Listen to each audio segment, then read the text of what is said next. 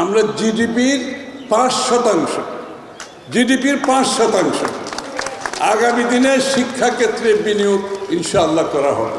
খাদ্যের বিনিময়ে শিক্ষা, এটা বিশাল সংস্কার ক্ষেত্রে।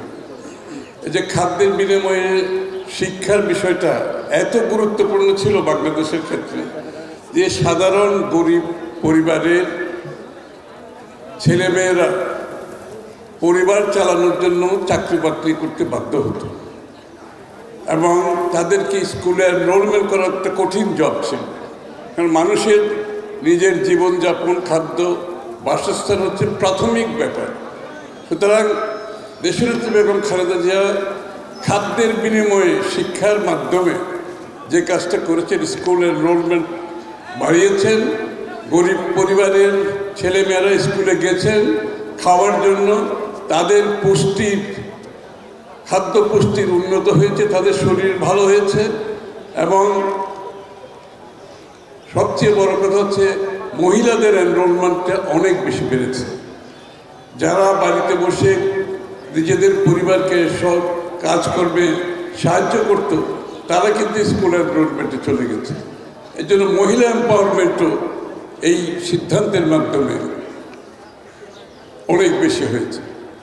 তো সুতরাং আমি মনে করি এইটি একটি যুগান্তকারী সংস্কার, বাংলাদেশের শিক্ষার ক্ষেত্রে অনেক যুগান্তকারী একটা সিদ্ধান্ত, খাদ্যের বিনিময়ে শিক্ষা।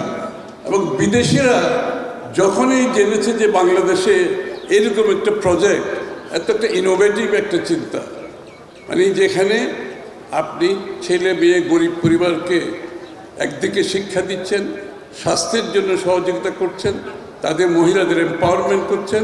আজকে যে কারণে বাংলাদেশের আপনার ছাত্রীর সংখ্যা অনেক একটা বড় অঙ্কে এসে দাঁড়িয়েছে, শুধুমাত্র এই একটি বড় ধরনের সংস্কার যেটা দেশনেত্রী বেগম খালেদা জিয়া করেছেন।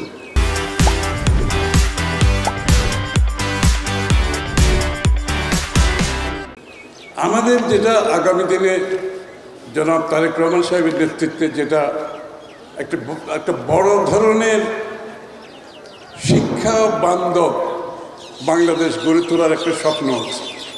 সেই শিক্ষা বান্ধব একটি বাংলাদেশ গড়তে হলে আমাদের প্রথমত যে